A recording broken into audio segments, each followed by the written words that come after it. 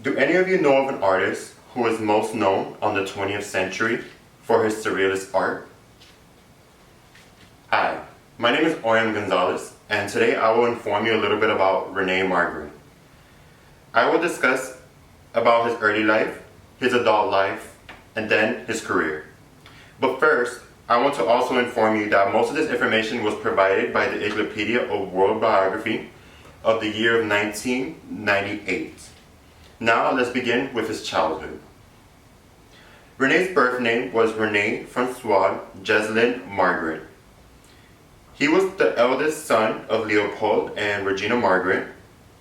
He was born on November 21st, 1898, in Leslin, Benjamin. He has two younger siblings, Paul and Raymond. In 1910, when Rene has turned 12, he began to take drawing lessons. And shortly 2 years later, on March 1912, his mother committed suicide by drowning herself in the river Sabri. Although this was not her first attempt in trying to kill herself, she was found with her dress covering her face, which explains why Rene went ahead and created a piece on 1928 called The Lover 2, which is located in New York City at the Museum of Modern Art, which shows two people kissing each other with a fabric covering each other's face, and that was basically a represent of Rene's mother's death. Now let's discuss his adult life. During 1916 through 1918, he studied at the Académie Royale d'Est in Brussels.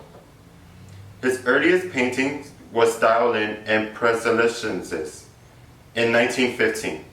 And to better explain what an Impressionist means, basically it's a technique that an artist uses that is with short brush strokes and bright colors. They use to apply that onto an object to better bring better sunlight onto an art. Rene Magritte then married Georgette Berger in June 1922, and in 1946 he joined several other artists in signing the Manifesto Surrealism in Full Sunlight, which was explained in the Burlington magazine of 1982.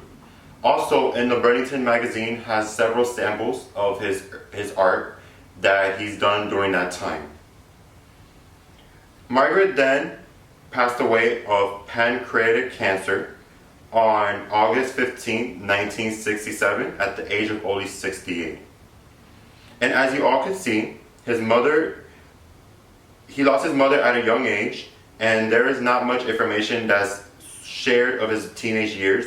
However, as he became an adult, many things changed and improved, and so did his impact in art. Now let's discuss his career. The Loose Jockey was one of the series of collages that Magritte created in the year 1925 through 1926.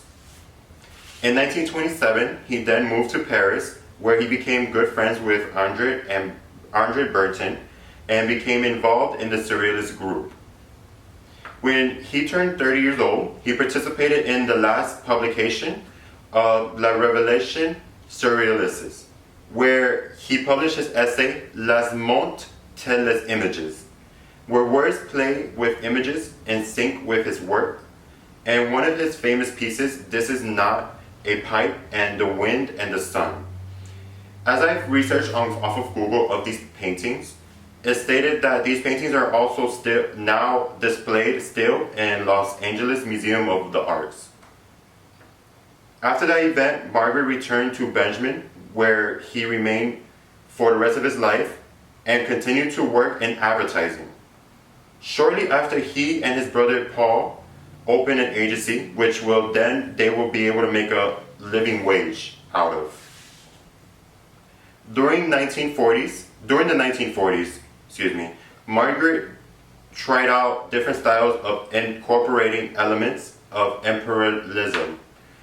During this time, he also painted a mermaid-like figure reclining on a sofa using board brushstrokes and its off-planet Remelies. For the rest of his life, he continued to make his mysterious and illogical paintings. In conclusion, Rene Magritte went through a traumatic event of losing his mother at a young age. He continued to take his painting lessons, and as he got older, he had many critics that did not approve of his paintings. But he did not allow this to stop him, and he continued to paint in his unique style, and actually became one of the most famous painters, artists that we know of as today. Therefore, on behalf of Rene, I would like to end this by saying, never let anyone stop you from doing what you love to do, and always push forward and to never give up. Thank you.